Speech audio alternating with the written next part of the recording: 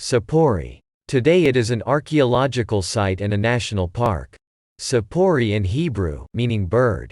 The settlement of Tzipori dates back to the biblical period. In the tractate Megillah it is written, Zerah Catron said, "This is a bird, and why is it called a bird that sits at the top of the mountain like a bird?" It is mentioned that it was a walled city from the days of Joshua son of Nun. And it was a Jewish settlement in the days of the first and second temples. In Roman times it was sometimes the capital of the Galilee. After the death of Herod, as a result of a revolt, the city was destroyed and burned, and its inhabitants were sold into slavery. Years later Herod's son restored the city and called it Autocratus, and it was a glorious and rich city. Less than 2,000 years ago, during the Great Revolt, which led to the destruction of the Second Temple, the inhabitants of Tzipori, who were wealthy Jews, resisted and did not join the revolt against the Romans. The city was saved and not destroyed like many settlements. The Romans took it over, and it became a mixed city of foreigners and Jews and was called diocese. After the Bar Kokhba revolt, the Sanhedrin wandered, and came to Tzipori, after being in Beit She'arim, and the sages of Israel and Rabbi Yehuda the president came. In Tzipori in 220 AD Rabbi Yehuda Hanasi signed the Mishnah, which is the oral Torah which was raised in writing so that Torah from Israel would not be forgotten. 2 years later, Rabbi Yehuda Hanasi passed away and some estimate that he was buried in Tzipori.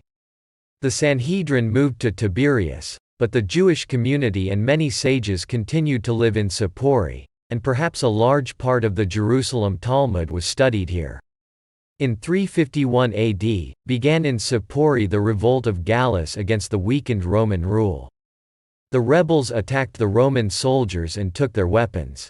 The purpose of the revolt was to return Jerusalem to the Jews, and to repeal laws against the successful textile industry in the area. At first the revolt was successful, but later new Roman forces suppressed it and burned Tzipori.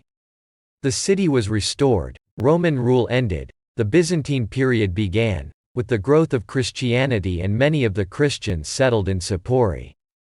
During the Muslim period the city lost its importance. During the Crusaders a church was built, and the Mamluks called it Tziporiya. During the Ottoman period, a Muslim Arab village began, and grew up during British times. During the War of Independence, the village was captured in Operation Dekel. Most of its residents fled and those who remained were expelled. After the establishment of the State of Israel, Moshev Tzipori was established. Over many years many archaeological excavations have been conducted. Today the national park is open to the public and has an archaeological site with amazing mosaics preserved from the time of the Romans and Byzantines, a waterworks and the remains of the city.